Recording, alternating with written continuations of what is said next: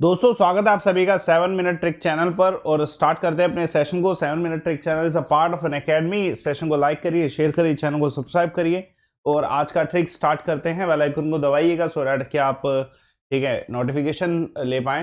Founder countries of OPEC. पहले तो OPEC के बारे में जानते हैं। ट्रिक तो हम 1 सेकंड में ही समझा देंगे, ठीक है। ओपेक के बारे में जानना जरूरी है, फिर आपके लिए ज्यादा आसान होगा। देखिए ओपेक ऑर्गेनाइजेशन है पेट्रोल एक्सपोर्टिंग कंट्रीज की, ठीक है, इसलिए organisation of petrol exporting countries इसका फुल फॉर्म है, ठीक है। इसमें जो अभी हाल फिलहाल में सदस्य 15 है। आप सभी जानते हैं कि बहुत सारे ऐसे देश हैं जहाँ पे पेट्रोल का प्रोडक्शन बहुत ज़्यादा होता है, तो इसलिए डेफिनेटली उनके पास इतना पेट्रोल है कि वो सेल कर सकते हैं वर्ल्ड वाइड, तो इसलिए इन्हें पेट्रोल एक्सपोर्टिंग कंट्रीज कहा जाता है, ठीक है। ये एक्सपोर्ट करते हैं वर्ल्ड वाइड जितना भी पेट्रोल है। 15 कंट्रीज है, लेकिन अभी हम बात करने वाले हैं। देखो पहले तो ध्यान रखिए कि 15 कंट्रीज जो है 44% वर्ल्ड ऑयल प्रोड्यूस करती है, ठीक है, and owns the 81.5% of the world oil reserves, ठीक है। प्रोडक्शन 44% है और रिजर्व पूरी दुनिया के 81.5% इन्हीं 15 देशों में है, ठीक है।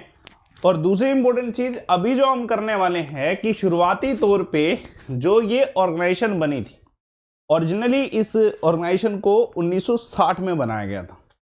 कब? 1960 में इस ऑर्गेनाइजेशन को बनाया गया था। महत्वपूर्ण सवाल है, ये आ सकता है। और दोस्तों ये जो 1960 में बनाया गया था, बगदाद में बनाया गया था, बगदाद, ठीक है, बगदाद लोकेशन में इस ऑर्गेनाइजेशन को बनाया गया था 1960 में ऑर्गेनाइजेशन में। और दूसरी इंपॉर्टेंट चीज इसमें यह है कि जब शुरुआत में इस देश को इनको ओपेक ऑर्गेनाइजेशन को बनाया गया था, तो उस समय 5 ऐसे देश थे इन्होंने बनाया था, 5 ऐसे देश थे जिन्होंने बनाया था, ठीक है। अब वो 5 देश कौन से हैं?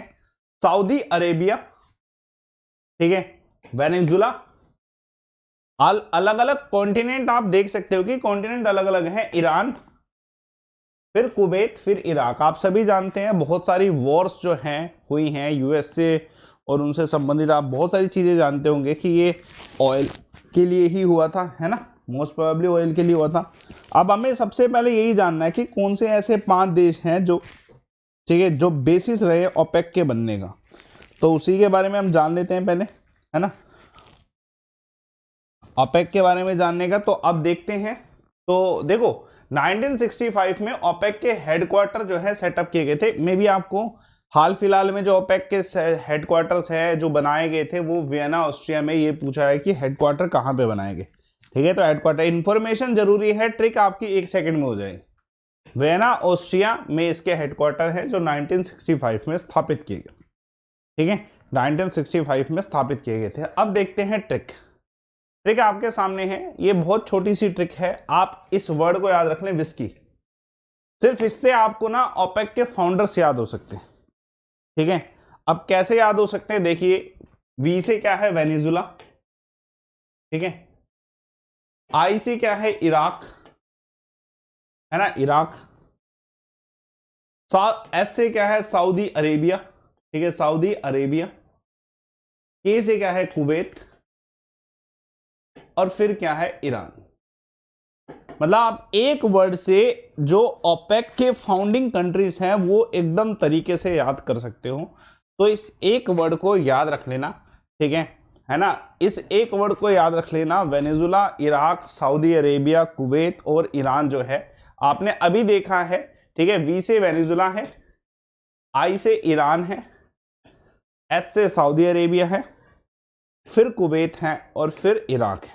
तो ये ट्रिक छोटी सी ट्रिक है हालांकि, लेकिन ये ओपेक के फाउंडिंग मेंबर, बाकी आपको मैंने बता दिया है कि इसका हेडक्वार्टर वियना ऑस्ट्रिया में। वियना ऑस्ट्रिया में और भी बहुत सारे हेडक्वार्टर आपको मिल जाएंगे। इंटरनेशनल एटॉमिक एनर्जी एजेंसी के हेडक्वार्टर आपको मिल जाएंगे और भी बहुत सारे हेडक्वार्टर वहां पे एस्टेब्लिश किए गए हैं। उनमें से एक ये है ओपेक का हेडक्वार्टर, ठीक है। स्थापना पूछी जाए तो ये 5 देशों ने करी है।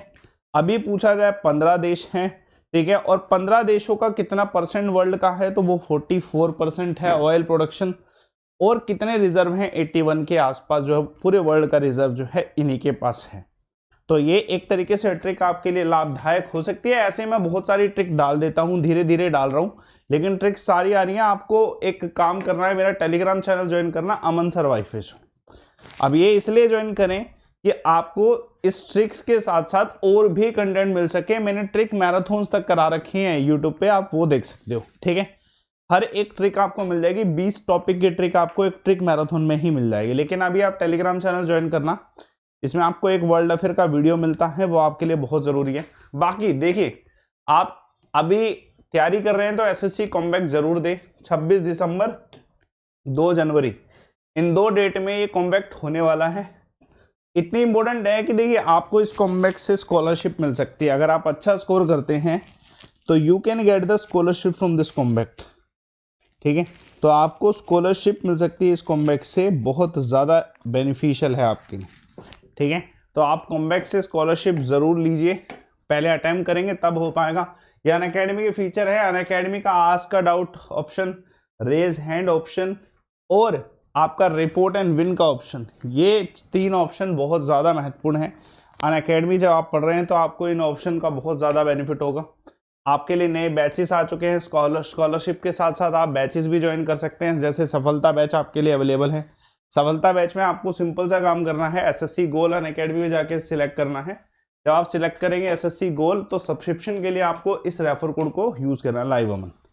इससे क्या होगा कि ये रेफर कोड से आपकी फीस जो है कम हो जाएगी, है ना। तो फीस कम हो जाएगी, 3 to 5 है तो 293 के आसपास फीस आपकी होने वाली है। आसपास के एग्जैक्ट फीस होगी है, लेकिन उसके बाद कॉइन्स लगा के और कम हो जाती है फीस, और नीचे कम हो जाएगी रेफर कोड लाइव अमन से। तो आप इसे यूटिलाइज कर लीजिएगा, ठीक है। बाकी आप सेशन को लाइक करिए, शेयर करिए, चैनल को सब्सक्राइब करिए। Thanks a lot for watching.